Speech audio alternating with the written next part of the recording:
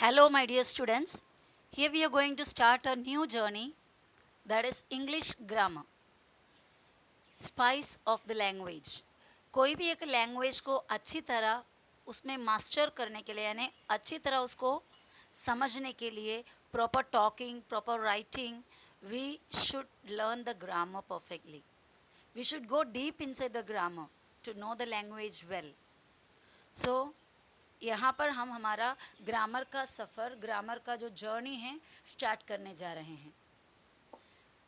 It's first part I gave it the name spice 1, parts of speech.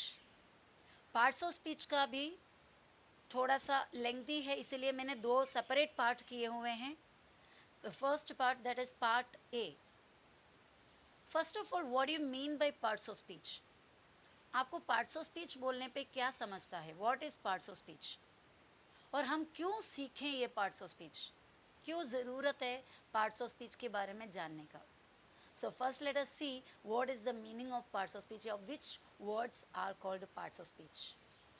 It is a name given to a word.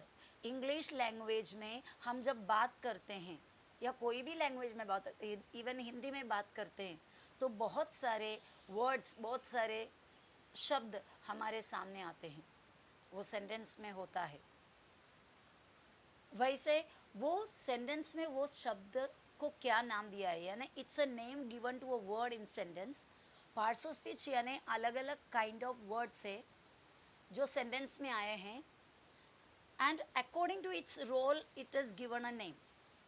According to its function, यानी एक sentence में हर word क्या काम करते हैं, कौन सा रोल निभाते हैं.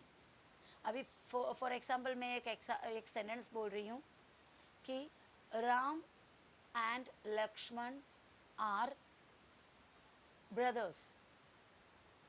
ये जो सेंटेंस है एकदम सिंपल एक सेंटेंस. इसमें राम जो है एक व्यक्ति का नाम है, लक्ष्मण एक व्यक्ति का नाम है. ये दोनों नाम को जोड़ने के लिए एक जॉइनिंग वर्ड हमने यूज़ किया आर, बराबर. और उसके बाद हमने देखा ब्रदर्स, वो भी तो ग्रुप ऑफ पीपल का नाम है, ब्रदर्स यानी एक स्पेशल काइंड ऑफ पर्सन. तो ये सब वर्ड का अपना एक रोल होता है, एक जगह होता है, एक फंक्शन होता है. तो ये फंक्शन के हिसाब से अलग अलग वर्ड को नाम दिए हुए हैं, वो नाम को कहते हैं पार्ट्स ऑफ स्पीच. ये सेंटेंस का हिस्सा है. Okay, and why should we learn the parts of speech? Parts of speech हमें क्यों सीखना है? अभी फॉर एग्जाम्पल एक वर्ड मैंने बताया वाटर. वाटर यानी हम जानते हैं it's a name of a thing, name of a material. एक पदार्थ का नाम है वाटर, तो वो बन गया एक नाउन. पर कभी कभी ये वर्ब यानी एक एक्शन का भी काम करता है. फॉर एग्जाम्पल मैंने बताया every day I water the plants. यहाँ पर वाटर का मीनिंग होता है सिंचाई करना, यानी झाड़ को पानी डालने का जो क्रिया है, जो पानी डालने का जो एक्शन है वो होता है. तो यहाँ पर वो वर्ब बन गया. तो हमें जब ये पार्ट्स ऑफ स्पीच के बारे में अच्छा नॉलेज होंगे तो ही समझ में आ सकता है कि हम कौन सा वर्ड सेंटेंस के अंदर कहाँ यूज़ करें. तो इसके लिए पार्ट्स ऑफ स्पीच के बारे में स्टडी करना बहुत ज़रूरी है. Okay, how many parts of speech are there in English? English में कितने पार्ट्स ऑफ स्पीच हैं? There are 8 parts of speech. यहाँ पर मैंने उसके नाम लिखे हुए हैं. एक है नाउन, दूसरा pronoun, adjective, verb, adverb, preposition, conjunction, conjunction, interjection. Noun, pronoun, adjective, verb, adverb, preposition, conjunction और interjection. Okay, once again I am reading it. Noun, pronoun, adjective, verb, adverb, preposition, conjunction, interjection. Now, अभी एक एक parts of speech के बारे में हम थोड़ा detail में पढ़ेंगे, एकदम डीपली नहीं. डीपली उसके बाद एक एक को उठाकर हम आगे पढ़ने वाले ही हैं. फ़िलहाल अभी नाउन प्रोनाउन वगैरह जो एक एक पार्ट्स ऑफ स्पीच है उसके बारे में थोड़ा इंट्रोडक्शन लेंगे. Okay, we will will have some introduction regarding all these 8 parts of speech. So the first one is noun, and everybody is very familiar with noun. Noun is a naming word. Noun क्या होता है? ये एक naming word होता है, यानी ये किसी का नाम. It can be a name of a person, एक व्यक्ति का नाम हो सकता है. A place, एक कोई जगह का नाम हो सकता है. A creature, creature means कोई एक जीवी, उसमें animal आता है, plant भी आता है, sorry plant नहीं आता, animal आता है, bird आता है, insects आएगा, और even micro organisms को भी इसमें डाल सकते हो.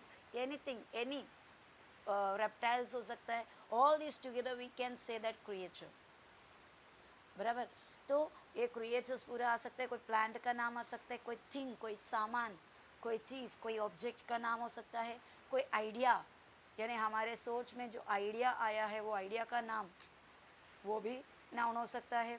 फीलिंग, हमारे जो अंदर का इमोशन, कोई भी एक फीलिंग, लव, हेट्रेड, एंगर, ये सब हमारे फीलिंग्स होते हैं. प्यार, गुस्सा, नफरत, ये भी नाउन आता है. स्टेट ऑफ माइंड, यानी हमारे मन का कोई अवस्था, कोई स्टेट, वो भी नाउन में आ सकता है. कोई प्रोसेस, जैसे अभी फोटोसिंथेसिस, इट्स अ प्रोसेस, तो वो प्रोसेस का भी नाम को हम नाउन में डाल सकते हैं, एक्सेट्रा एक्सेट्रा. एग्जाम्पल यहाँ पर मैंने दिया राहुल. राहुल एक लड़के का, एक पर्सन का नाम है, एक पर्टिकुलर पर्सन का, so it's a noun. Boy, boy means it's a class name. बहुत सारे, कोई भी बॉय को बॉय ही बोलते हैं, यानी boy means it's a class, एक सेपरेट जाति होती है वो, तो इट्स अ नाउन. सीमा एक लड़की का नाम है. गर्ल, वो भी वापस से एक पर्टिकुलर क्लास या एक जाति का नाम हो गया. Ambernath, it's a place of a, it's a name of a place. Delhi, Delhi is a name of a place again. Dog एक एनिमल का नाम हुआ. Cat another animal. Tom, Tom इंसान का भी नाम हो सकता है, नहीं तो हम कैट को, बिल्ली को या कैट को या डॉग को वगैरह देने वाला नाम होता है. जिम्मी इंसान का भी नाम कभी होता है और कभी हमारे पेट्स का भी नाम रखते हैं हम. Table, it's a name of a an object. Pen another object. Water, it's a material. Love, that is a feeling, yeah, that is our mental emotion. Hesitation, hesitation means it's a state of mind. क्या होता है इसका meaning? हिचकिचाहट, तो it's a state of mind. Bravery, bravery means हिम्मत, वो भी हमारा एक स्टेट ऑफ माइंड है या एक फीलिंग है. ऑक्सीडेशन, ऑक्सीडेशन मीन्स वो प्रोसेस होता है जहाँ पर ऑक्सीजन के साथ रिएक्शन हो, तो वो प्रोसीजर का, वो प्रोसेस का नाम है. सो एनी काइंड ऑफ नाम, name is called a noun. Any kind of name is called a noun. Now, can you identify the nouns in these sentences? I give the first sentence, Anita is my best friend. Second one, my pet dog Jimmy is very clever. Ram went to Punjab yesterday. A country boat took us there. The old man sells vegetables in the market. Here I am giving you few minutes to identify the nouns of these sentences.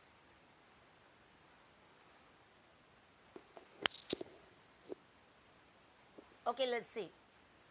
Anita, it's a noun, it's a name of a person. Is my best friend, friend is another noun. Anita, friend. My pet dog, Jimmy. Ram is the name of a person.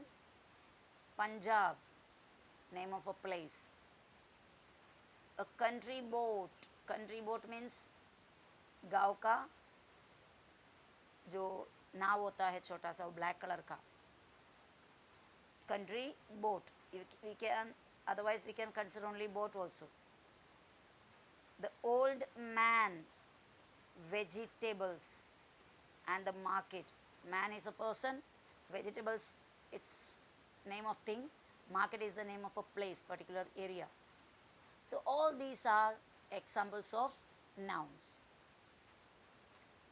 Now the next parts of speech is pronoun. Pronoun, इसी के अंदर भी noun word पड़ा हुआ है, बराबर। तो ये समझ लेना कि नाउन के बदले में हमें यूज करना है, नाउन को हटा के नाउन के प्लेस में यूज करना है हमें कोई वर्ड, तो हम वहाँ पर प्रोनाउन को यूज करते हैं। That means pronoun is a word that is used in the place of a noun or noun phrase to avoid its repetition. बार बार एक ही नाउन को रिपीट करने के बदले उस नाउन की जगह में यूज करने वाले जो छोटे से वर्ड होता है उसे प्रनाउन कहते हैं। Why should we use pronoun in the place of nouns or noun phrase? Because the repetition of the same noun does not seems like natural. It seems awkward.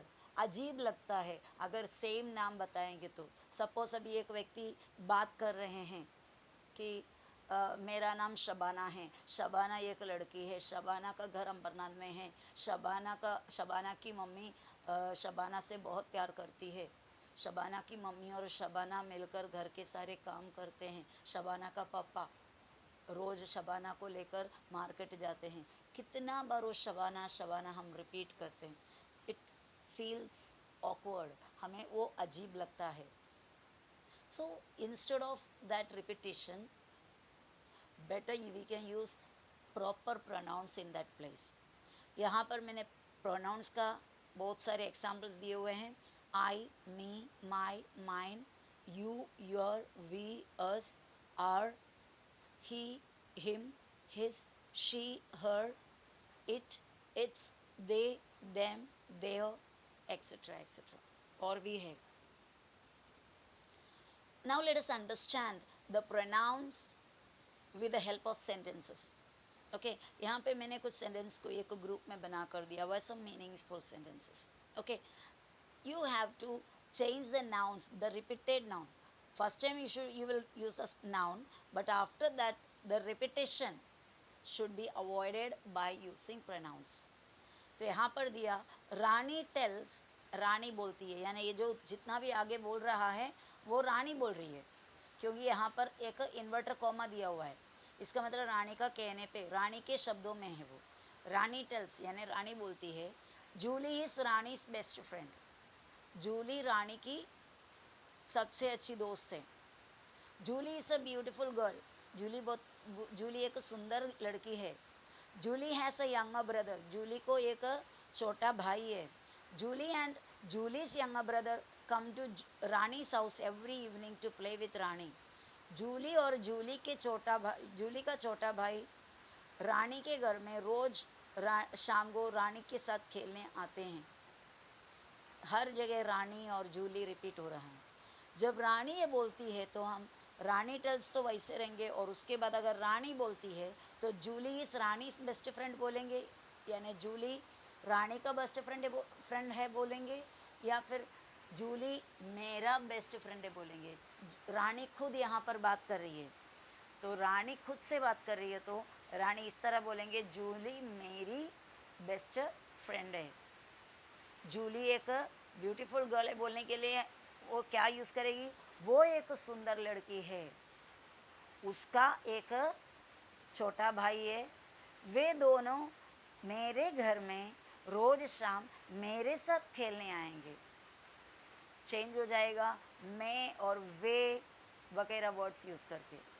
चलो देखते हैं प्रीपोजिशन इंग्लिश में किस तरह इसी sentence में use करते हैं, और यूज़ करने पे सेंटेंस का साइज़ कितना छोटा होता है, और थोड़ा हमें परफेक्शन भी लगता है। यहाँ पर पहले जो रीडिंग किया हुआ सेंटेंसेस में कुछ नेचुरल नहीं सा कुछ हमें दिखाई दिया था, तो वही सेंटेंस को प्रोनाउंस डाल के हम रिपीट करेंगे तो इस तरह होगा। रानी टेल्स, रानी बोलती है, Julie is my best friend, Rani इसके बदले माई डाला। She is a beautiful girl, she has a younger brother, they come to my house every evening to play with me. बच्चों यहाँ पर जितने भी प्रोनाउंस मैंने यूज़ किए वो सभी प्रोनाउंस को रेड कलर में दिया हुआ है, so that you can understand it easily. देखो सेंटेंस अभी थोड़ा नेचुरल लग रहा है, अभी थोड़ा ठीक लग रहा है हमें. Yes, one more example I am giving you. Prem is a boy. Prem एक लड़का है. Prem is very good in studies. Prem पढ़ाई में बहुत अच्छा है. प्रेम हैज़ अ पेट डॉग. प्रेम के पास एक उसका पालतू कुत्ता है. Every day Prem takes Prem's pet dog for a walk. हर रोज प्रेम का पेट डॉग को लेकर चलने वॉकिंग के लिए जाते हैं. Prem's parents are doctors. Prem के माँ बाप डॉक्टर्स हैं. Prem's parents work in the same hospital. Prem के माँ बाप एक ही हॉस्पिटल में काम करते हैं. Prem's parents return home at night. Prem के माँ बाप रात को घर लौटते हैं. After coming home Prem's father help Prem in Prem studies. After coming home Prem's father help Prem in Prem studies. घर लौटने के बाद प्रेम का पापा, प्रेम का पिताजी प्रेम को प्रेम की पढ़ाई में मदद करते हैं. Prem's mother prepares delicious dinner for Prem and Prem's parents. Prem की माता जी बहुत ही टेस्टी डिनर प्रेम और प्रेम के माँ बाप के लिए बनाते हैं. Prem's mother is a wonderful cook. Prem की माँ एक बहुत ही शानदार कुक है. देखो, if you look into all these sentences, you may find prem all through the sentences. How awkward it looks. कितने अजीब लगते हैं देखने. So let us avoid the repetition of prem and instead let us use the pronouns. See here, pronouns are marked in red. Prem is a boy. He is very good in studies. He has a pet dog. Every day he takes it for a walk. His parents are doctors. They work in the same hospital. They return home at night. After coming home, his father helps him in his studies. His mother prepares delicious dinner for them. She is a wonderful cook. है ना sentence में बहुत फर्क. Now the sentence look proper. अब ये sentences proper लग रहा है. Did you get the idea of pronoun? So my dear students, in this video only this much. We have to go ahead in the different kinds of parts of speech. They are still remaining. They are waiting for us to get the explanation. Okay, in the next video we will come to the next parts of speech. And until then, bye bye.